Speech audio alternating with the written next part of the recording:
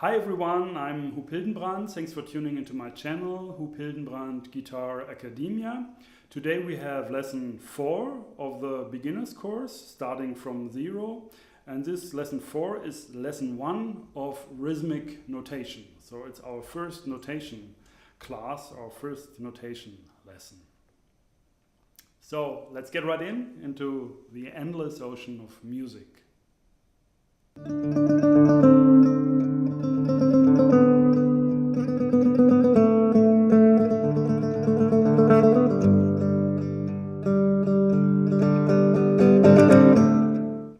For each lesson there is a PDF file you can download by clicking down in the description on the link. In this lesson I will refer very much to this PDF. In fact, I will just follow the PDF and explain you what's written there. So I would suggest to go and download it and print it out and have it just right in front of you that you can really follow this lesson. Thank you. And we start with page 1, rhythmic notation, whole notes. Whole notes, it's already getting quite confused if you just start with whole notes and explaining the rhythm, how it's notated today. It's a bit more easy, I think, to really understand it if we go a little bit back in time to the Renaissance period, because there a whole note just equaled the human pulse. And the way it was written, they had a bit different style at that time, but the way it is written now, and quite similar it was written, it's just a note head, like a cycle, which is empty, which is not filled. And this pulse equaled about 70 or 80 beats per minute. So a conductor really could just feel his or her pulse and measure it. And then, okay, dum dum dum dum dum dum dum. This is a tempo. So it's quite connected with the human pulse. That's quite interesting, I think. So we have whole notes during this time, and they equal, as I said, 70 to 80 beats per minute. And this beats per minute is also something important to know for you, because beats per minute, of course, means beats per minute. So we can measure a tempo by just counting how many beats we have in a minute, and then this number is our tempo. And the short version of beats per minute is BPM. So the BPM number is the tempo, and it's very often written in music in pieces, so as an exact indication of the tempo. So we have a metronome here, and we putting this metronome to, let's say, 76.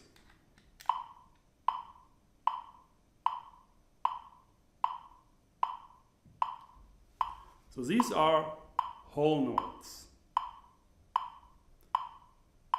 Actually, these are just beats. If we want to play whole notes, we have to make sure that we play a note.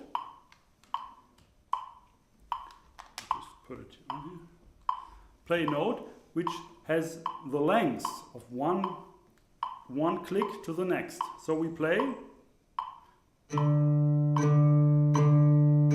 So there's no silence in between. It's always a note. And I just play my D string here to make this clear. So these are whole notes, together with a pulse, steady tempo, 76 beats per minute.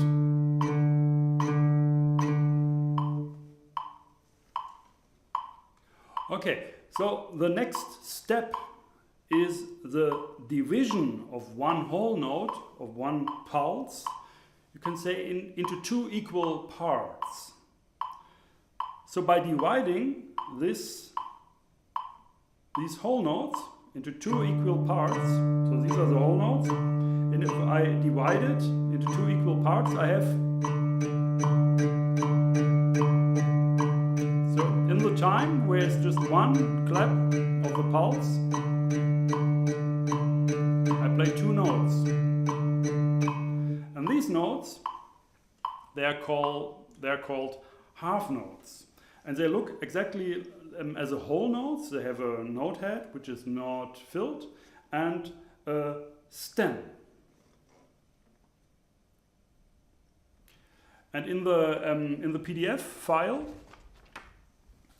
you see there on page 1 this comparison of whole notes and half notes, and you have them written underneath. And this is a very common way of notation, of notating two different things happening at the same time, that you have like two, it's called actually systems. In our case, we only have like single lines, and they are connected with a line on the left to indicate that they move in the same way. So everything what is vertically underneath is happening at the same time. So it goes from left to right. I think this is really clear. Okay, the next step are quarter notes. So as the name indicates, quarter means like we divide the whole note into 4 equal notes. It's always, you can always think of, if you're doing this kind of silly picture of a cake. You have one cake, one round, nice cake, and you can just divide it into 2 parts. Then you have 2 halves, and when you divide it again into these 2 parts, into you can divide them into 4 parts. So you have 4 parts. So that's also the system, the notation symbols proceed. It's always, you always divide 1 into 2. And then you divide the 2 into 4. And then you divide the 4 into 8. So you always divide the next step into 2 parts. And quarter notes, they look like half notes. They have a stem and a note head, but the note head is not empty, it's filled. And it goes like this. If we have this steady pulse here, so we have whole notes, half notes, and quarter notes.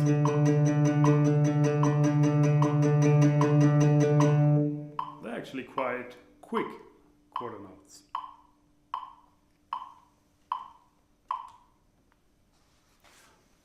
Okay, let's go on. Second page. Now comes a kind of a switch, a leap, you can say, because in our music we don't take the whole notes as a basic pulse. It's just the origin. In Renaissance music we did that, but today mainly in our music we take quarter notes as a basic pulse. And quarter notes in our music are not as quick as quarter notes usually, I say usually, not as quick as in the Renaissance time. So we can just do a regular pulse and say what we are doing are quarter notes.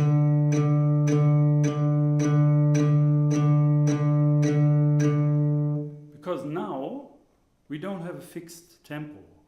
Our orientation is not the pulse anymore. So we can give these quarter notes actually any tempo. So we can have fast quarter notes, and we can have very slow quarter notes.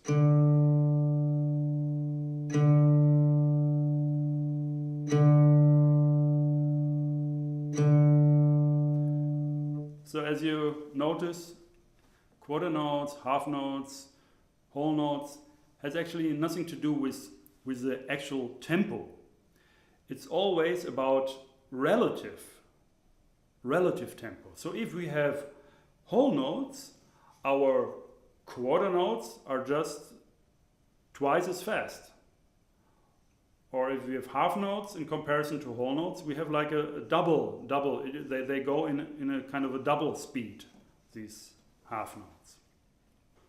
Okay, so we had a sort of a pulse which was whole notes, but now in our time, in our culture, mostly our pulse is quarter notes, and a pulse, this kind of ground rhythm, what is going through, we do with a foot. So I put some bells on my foot. So you hear when I'm doing this.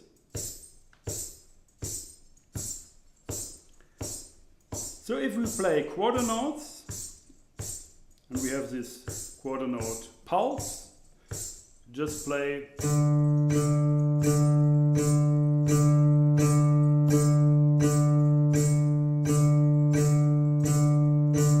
So we can play endless quarter notes. But now comes the interesting part. We can group them. We can group them differently. We have a very common grouping of quarter notes is when we count 4 quarter notes and then start again. Let's do this. 1, 2, 3, 4. 1, 2, 3, 4. 1, 2, 3, 4. 1, 2, 3, 4. Or we can have 3 quarter notes. 1, 2, 3. 1, 2, 3. 1, 2, 3. And as you may notice, it's very similar to these balls, dara dara dara da dara da dara da. I put some emphasis, some accent on the 1. It's quite natural thing to do, and it gives a very clear indicator of this kind of a cycle, this period, like 1, 2, 3, 4, 1, 2, 3. So it starts and then it comes back to 1. So I put some accent. We can have 2 quarter notes together. That's it's played like this. 1, 2, 1, 2, 1, 2, 1, 2. Or any other number we can have. We can have 5. 1, 2, 3, 4, 5. 1, 2, 3, 4, 5. 1, 2, 3, 4, 5. So the tempo stays the same, but we put in our we put the quarter notes into different groupings. Okay, we go further in the PDF file, page 3. There is indicated how we add now some symbols to indicate the different measures, because now we already reached measures. Measures are exactly that kind of grouping of a regular pulse. If we say we have 4 quarter notes together, so like 1, 2, 3, 4, 1, 2, 3, 4, we call this measure, like one measure from 1, 2, 3, 4, and then 1 is the next measure. And we have a symbol for this. it's a 4 and another 4 underneath, so like a division symbol, and we just call this measure 4/4. And the upper number stands for how many beats, beats of a pulse we have, in this case 4, and the lower number means quarter notes. The 4 stands for quarter notes. So 4/4 means 4 quarter notes. Then it starts again. And we also mark this with a small line after each measure. So this way we also structure the whole music into measures. So it's very easy to see, okay, that's the first measure, the second measure, the third measure, and so on. And it's also very musical because you feel and you hear this, and you're doing this in music. Playing these periods. It's not like one da, da, da, da, da, da, da, da, da, da, da. No, it's like 1 2 3 4 1 2 3 4 1 2 3 4. On page 3, you see also these other forms, these other ways to write a 3/4 bar, a 2/4 bar, and a 5/4 bar, or 4/4 time, 3/4 time, 5/4 time. Bar is actually means the same as measure. So one measure, one bar. I think the one is maybe more more slang. I don't know. Okay, on page 4 you find the 2/4 bar. The 2/4 bar, this is the one we will proceed now for the next lessons with this bar. So make sure that you really understand this whole thing. So we build a framework now, a framework where we can put other rhythms, other notes, other things which should happen in music. And this framework in a piece, like for example, a 2/4 measure, very frequently the whole piece, the whole song, it just goes through. So it's not very unusual to have a song 3 minutes, 4 minutes, 5 minutes, and the basis of it is always 1 2 1 2 1 2 1 2 1 2. So this is really the foundation of music. Also, when you see a band playing, then you see somebody is counting in, like 1 2 3 4, and then they start. So they need this rhythm. The rhythm is actually what's really connecting the whole ensemble, the whole band, because everything what is placed. Every note, every chord, every stroke, every clap or thing on the drums or on the bass is placed in a very precise kind of way into this framework. So you really have to understand this framework first before even starting to have different rhythms. That what we will start in the next lesson, lesson 5. So just let's conclude with I just show you again this 2/4, and this you really have to understand. So it's 1 2 1 2. Give an emphasis on the 1, then you make clear that everybody feels it as a 1 2 period. 1 2. It can't be 1 2 3 4 1 2 3 4, because when I have 4, the accent on the 3 is weaker than when I have a 2/4, because there the accent on the 1 is the same. Listen to this again, because it's also important. A lot of people don't know why 2/4, why 4/4. It doesn't make sense. Yes, it makes a lot of sense. So 2/4 is 1 2 1 2 1 2. 4/4 is 1 2 3, 4. 1, 2, 3, 4. So it's a different kind of a period, a different kind of a feeling. It's a longer period. So the 1 is only one time in a measure, and usually this one has a strongest accent naturally. So if you play a song, if you play a melody, it will be a good advice to maybe give a bit of accent in general on the 1. Okay, I hope you like this lesson. Please don't forget to subscribe then. And also, if you want to support me, to support my work here on this channel, please, you can go to my website, guitar-academia.com, and there you find a button where you can donate. And of course, also like downloading this PDF file helps me with financing my life and go on with this channel. So that we have more fun in the future. Okay, thanks for watching. My name is Huub Hildenbrand.